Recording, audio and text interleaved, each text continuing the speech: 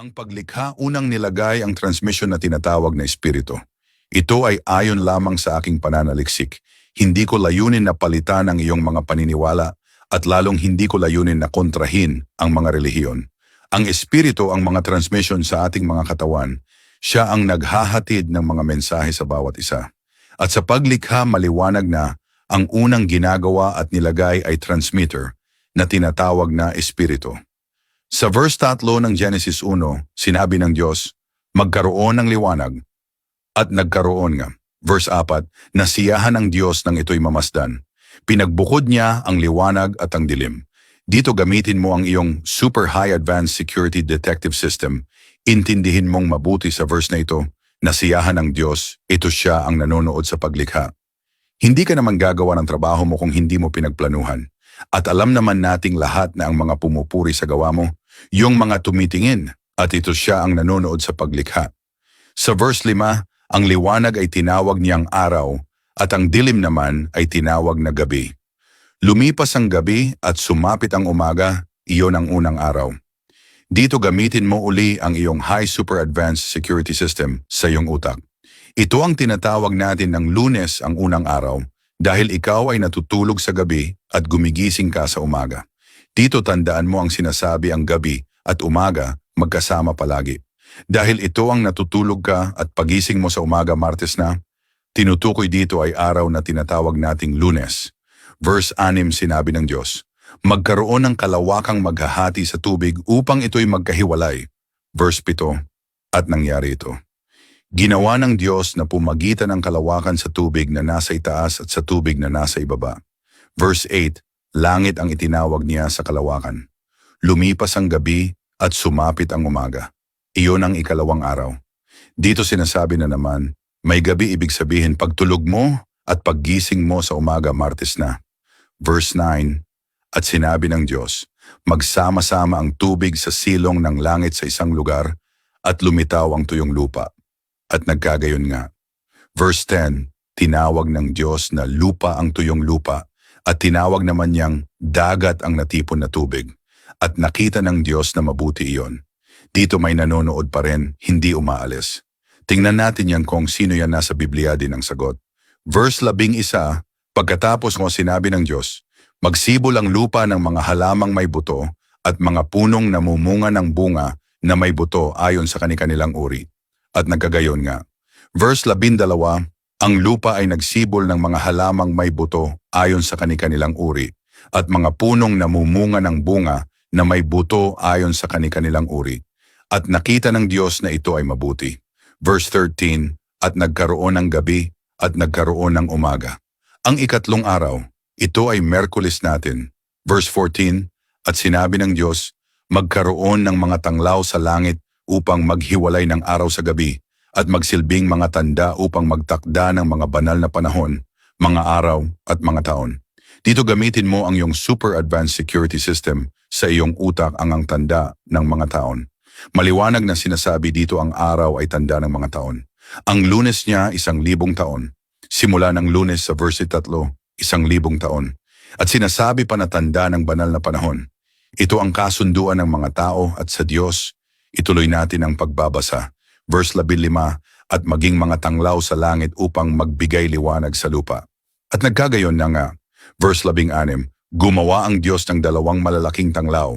Ang mas malaking tanglaw upang pamunuan ng araw at ang mas maliit na tanglaw upang pamunuan ng gabi.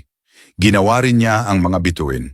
Dito may bituin na nilagay. Ang bituin ay hindi yan palamuti lang may gamit yan katulad ng buwan at araw.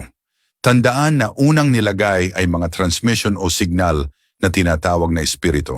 Mamaya balikan natin yan kung ano ang gamit ng mga bituin.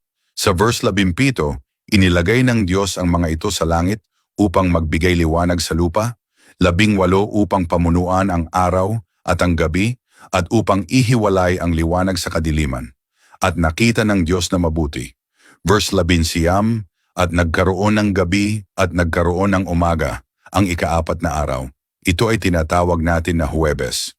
Verse 20, at sinabi ng Diyos, magkaroon ng maraming buhay na nilalang sa tubig at magliparan ang mga ibon sa ibabaw ng lupa sa kalawakan ng langit.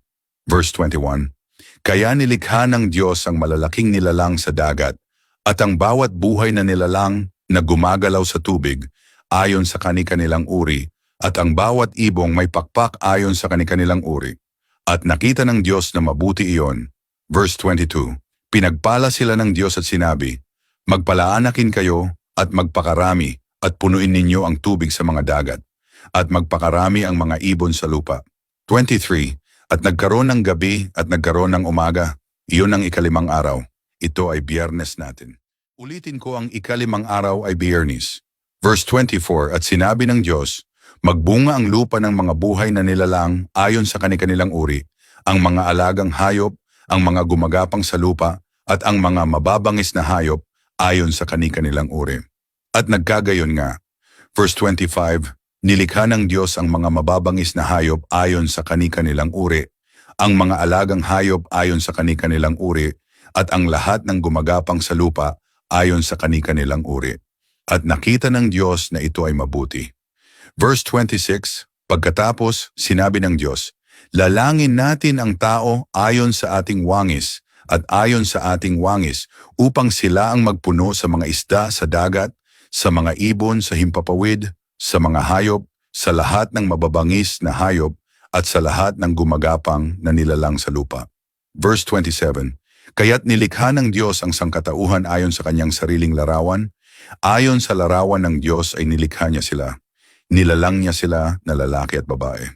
Dito gamitin mo uli ang iyong super high advanced security system sa iyong utak. Nilikha ng Diyos ang lalaki at babae ayon sa kanyang larawan. At dito nakikita mo, Genesis chapter 9 verse 6. Sino mang magbubo ng dugo ng tao, ay ibubuhos din naman ng mga tao ang kaniyang dugo, sapagkat ayon sa larawan ng Diyos nilalang ng Diyos ang tao. May dugo ang nilikha niyang mga tao. Ulitin ko, maliwanag ang sinsabi ng Diyos ang dugo niya, at dugo mo ay iisa lang parehas sa mga hayop, ang dugo ng lahat na nilalang ay galing sa Diyos. Tandaan mong mabuti, hindi siya naglikha ng galing sa lupa. Ulitin ko, hindi siya naglikha ng galing sa lupa. Ituloy natin iba pang mga verse sa Genesis 1 pa rin tayo sa verse 28, at sila'y binasbasan ng Diyos, at sa kanila'y sinabi ng Diyos, kayo'y magpalaanakin at magpakarami, at kalatan ninyo ang lupa at inyong supilin, at magkaroon kayo ng kapangyarihan sa mga isda sa dagat, at sa mga ibon sa himpapawid, at sa bawat bagay na may buhay na gumagalaw sa ibabaw ng lupa. Dito gamitin mo ang iyong super high advanced security system sa iyong utak. Binasbasan ang sinasabi niya na tanda ng mga banal na araw. Ang mga basbas, ulitin ko ang sinasabi niya na tanda ng mga banal na araw ang mga basbas. Verse 29, at sinabi ng Diyos, narito, ibinigay ko sa inyo ang bawat pananim na nagkakabinhi na nasa ibabaw ng balat ng lupa, at ang bawat punong kahoy na may bunga ng punong kahoy na nagkakabinhi. Sa inyo'y magiging pagkain. Sinasabi na ang banal na kasunduan sa mga tao. Verse 30, at sa bawat hayop sa lupa, at sa bawat ibon sa himpapawid, at sa bawat bagay na nagsisiusad sa ibabaw ng lupa na may buhay, ay ibinigay ko ang lahat ng berdeng pananim na pinakapagkain, at nagkagayon.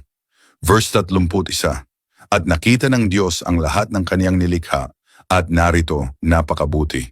At ang gabi at ang umaga ay ang ika-6 na araw. Dito sinabi ang ika-6 na araw, at ito na ang Sabado natapos na.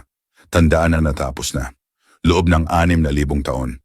Puntahan natin ang chapter 2, ganito natapos ang langit at ang lupa, at ang lahat ng natatanaw ng mga iyon. Genesis chapter 2 verse 1, ganito natapos ang langit at ang lupa, at ang lahat ng natatanaw ng mga iyon. Verse 2, at nang ika-7 araw ay tinapos ng Diyos ang kaniyang gawang ginawa, at siya'y nagpahinga ng ika-7 araw sa lahat ng kaniyang gawang ginawa. Verse 3, at pinasbasan ng Diyos ang ika-7 araw, at kaniyang pinabanal, sapagkat siyang araw na ito ay nagpahinga siya sa lahat ng kaniyang gawang nilikha at ginawa. Dito gamitin mo ang iyong talino, ika-7 araw wala ng gabi, at umaga ito na ay taon ang tinutukoy. Dito 1,000 taon. Ito ang tinutukoy na 7 araw ay ang 7,000 taon. At binasbasan dito ang tinutukoy na banal na araw ang kasunduan niya sa mga tao. At basahin natin ang verse 4. Ito ang mga pangyayari sa langit at lupa nang likhain ang mga ito noong araw na gawin ng Panginoong Diyos ang lupa at ang langit. Dito gamitin mo uli ang iyong talino at super advanced security detective system sa iyong utak. Kung bakit hindi natin basahin ang verse 5. Dahil sa upisan ng sinasabi ko natapos na ang kanyang nilikha. Ang verse 5, naglikha uli walang tanim. Sinsabi na nga natapos na. At sa verse 4, sinsabi pangyayari ng likha, inya ang lahat. Dito pupunta na tayo sa Genesis 6, at nangyari nang magpasimulang dumami ang mga tao sa balat ng lupa at mga kaanak ng mga babae, verse 2, na nakita ng mga anak ng Diyos na magaganda ang mga anak na babae ng mga tao, at sila'y nangagsikuha ng kanilang mga asawa sa lahat ng kanilang pinili. Verse 3, ang aking espiritu ay hindi makikipagpunyagi sa tao magpakailanman, sapagkat siya ay laman. Gayon pa man ang kaniyang mga araw ay magiging 120 taon. Dito gamitin mo uli ang iyong talino may espiritu na binanggit. Ikaw ay laman din, iniksian na ang buhay ng tao dahil ang espiritu mo ay konektado sa kanya at pinutol na niya ang ugbayan niya sa mga tao, tinagalan na ng transmission. In short, putol na ang wifi mo, wala ka ng signal. Ulitin ko, putol na wifi. Ulitin ko, putol na wifi mo, wala kang transmission na ugnayan sa iyong Diyos. Dito gamitin mo uli ang iyong super high advanced security system sa iyong utak. Ang Diyos na tinutukoy ang iyong pineal gland. Ulitin ko, ang Diyos na tinutukoy ang iyong pineal gland, patay na. Nilagyan ng limitasyon ang tao sa edad na 120 lamang. Hindi na aabot ang mga tao na 200 ang edad. At ang bituin ng bugnayan sa iyo, ang mga transmission o mga espiritu sa katawan, magkadugton sa bituin. Makikita natin yan sa kwento ni Abraham Genesis 15 talata 5, kung sinabi, tumingin ka sa langit at bilangin mo ang mga bituin kung mabibilang mo. At sinabi niya sa kanya, magiging ganito karami ang iyong mga supling. Maliwanag kung bilan ang mga bituin, ganun din ang tao dahil iyan ay konektado sa iyo. Yan ang mga transmission mo or espiritu may kaugnayan sa mga bituin sa langit. At basahin pa rin natin ang sa Genesis 6 verse 7. At sinabi ng Panginoon, lilipulin ko ang tao na aking nilikha sa ibabaw ng lupa. Ang tao at gayon din ang hayop at ang mga gumagapang na bagay at ang mga ibon sa himpapawid. Sapagkat pinagsisisihan ko na aking nilalang sila, maliwanag na lilipulin niya ang lahat. Kung anong nakikita nyo ay dahil yan sa mga kasamaan ng mga tao, ang nakasulat na Genesis to Revelation. Sa Genesis po ang balik at titingnan na natin kung sino ang nanood sa paglikha. Humanda ka na at binaligtad na ang kwento wala na si Adam at Eva. Tinaggal na at tingnan natin ngayon kung sino ang tunay at saksi sa paglikha. Pahayag 3:14. Isulat mo sa anghel ng iglesia sa Laodicea, ito ang mga salita ng amen, ng tapat at tunay na saksi ng pasimula ng mga nilikha ng Diyos. Ulitin ko, si Amen ang tunay na saksi noong paglikha ng Diyos. At sa 1 Korinto 1 verse 23, ngunit ipinangangaral namin si Kristo na ipinako sa krus, isang katitisuran sa mga Hudyo at kamangmangan sa mga Hentil. Verse 26, mga kapatid, isipin ninyo kung ano kayo nung tinawag kayo. Hindi marami sa inyo ang marurunong ayon sa pamantayan ng tao. Hindi marami ang may impluensya. Hindi marami ang may maharlikang pinagmulan. 27, ngunit pinili ng Diyos ang mga bagay na kahangalan ng sanlibutan upang hiyain ang mga marurunong. Pinili ng Diyos ang mga bagay na mahihina ng sanlibutan upang hiyain ang malalakas. 28, pinili ng Diyos ang mga bagay na mababa at ang mga bagay na hinahamak at ang mga bagay na walang halaga upang pawalang bisa ang mga bagay na mahalaga. 29 upang walang sino man ang magmalaki sa harap niya. 30. Dahil sa Kanya, kayo ay na kay Kristo Jesus na siyang naging karunungan mula sa Diyos para sa atin. Ibig sabihin, ang ating katuwiran, kabanalan at katubusan. Maliwanag ibinigay na kayo ni Kristo Jesus ang karunungan nyo galing kay Kristo Jesus, na isang kamangmangan para sa Diyos. Ginagawa ito ng Diyos para hiyain kayo. Dito Biblia na ang nagsasabi kayo, mga pastor na puno ng kayabangan na kayo. Ang tama Biblia ang nagsasabi na ang karunungan nyo sinasadya niya para ipahiya kayo. Ulitin ko, Biblia ang nagsasabi na sinasadya niya ang lahat para ipahiya kayo, mga hentil, mga born again. Biblia ang nagsasabi, sinsabi dito na kaunti lang hindi marami ang maharlikang pinagmulan. At dito na rin sasabihin ko, ako nga ang lahini adapan ng mga eskriba, ako nga ang nagsasabi sa inyo. Ito ay ayon lamang sa aking pananaliksik, hindi ko layunin na kontrahin ang mga relihiyon. At ito ang pinagmulan ng Creator, may dugo at may laman galing sa wangis ng Diyos, hindi yung galing sa lupa, binugahan lang, huminga na. Save yourself.